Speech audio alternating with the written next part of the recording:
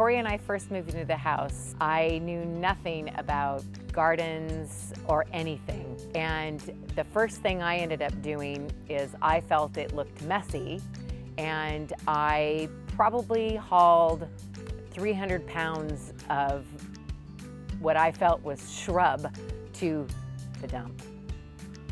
Don't do that. Don't ever do that.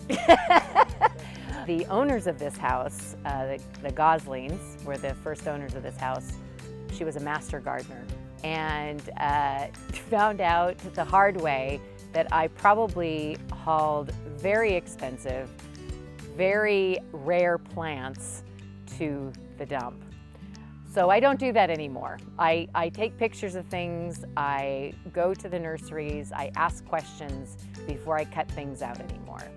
And then it just kind of evolved. I buy plants that I think are pretty and unusual and different. I buy a lot of plants that are going to do well in Washington State.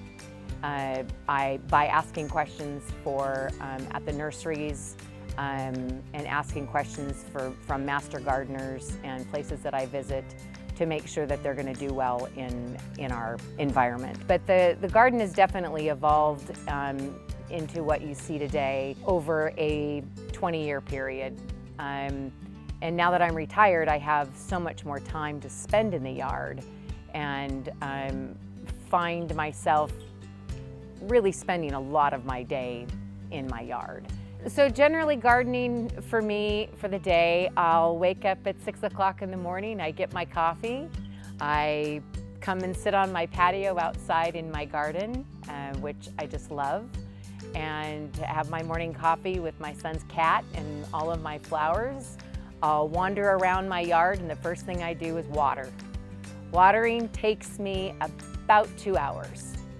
So besides the sprinklers going off, I still have to water everything that the sprinklers don't hit.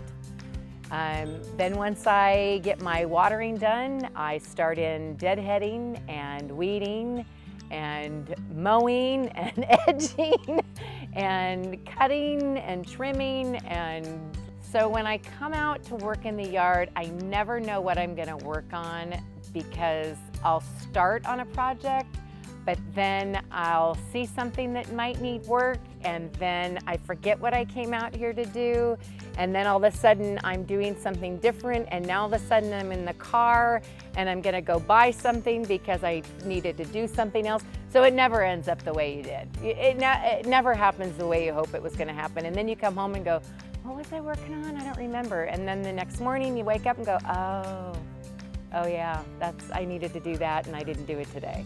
Yeah. So my grandfather has passed away. He was 99 when he passed away. He loved gardening, and my dad always tells me I got my green thumb from my grandpa. And my grandpa had the prettiest yard and the prettiest lawn you've ever seen.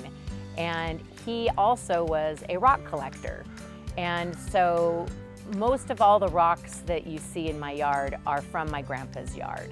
And when he had to move out of his home, my dad and I put a pickup truck into the driveway, and we took all of his rocks from his yard. And we divided them between my brother and I and my dad, and I tried to get the best ones. But yeah, my grandpa was a big influence on me and gardening. Nobody else in my family likes to garden, and I've always enjoyed gardening, even when I was younger. I think the most important thing in my yard is probably everything that's based around the fountain. I love this, old tree. It's this maple tree. When the Goslings came and visited my yard, the owners of the house came and visited recently, their dad planted this tree. Is at least 70 years old. He also built the fountain that's in here, and I love the sound of the water. I love all the flowers that are around my fountain, and it's just very welcoming, I think. It just is very calming, and it's really nice to be out here and and be by my fountain. I really like that, yeah. Yeah, what did I tell you my favorite plant was? I love my dahlias. I love dahlias.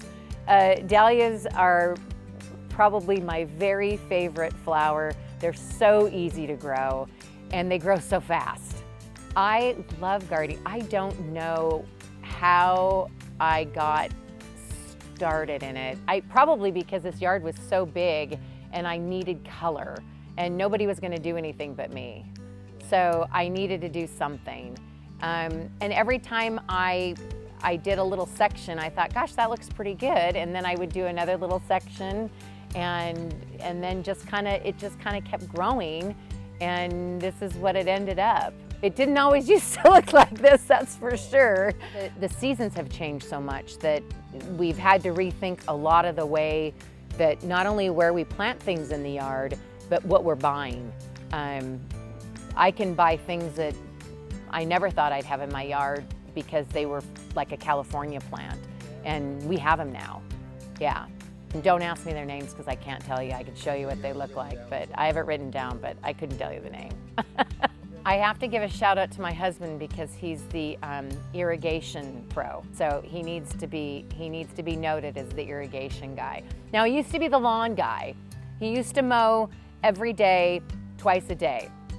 Living in Edmonds is easy to have a pretty garden because everybody, even on my street, everybody takes pride in their gardens, and we kind of have a little war that goes on in our own cul-de-sac with whose front yard is looking right this year, and we all kind of sneak up on each other. Well, what do you got now? Well, what are you planting now? And what's that? Where'd you get that? And you kind of don't tell. You wait and see what they've got going on.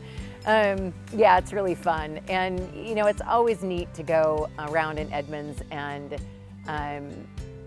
see the pride in Edmonds has in their plants. I mean, you can see it in all their baskets and all of their flowers, and everybody in Edmonds has a garden of some sort. I mean, it's really nice. When I go on my walks, everybody has such a beautiful yard. It's so fun, yeah.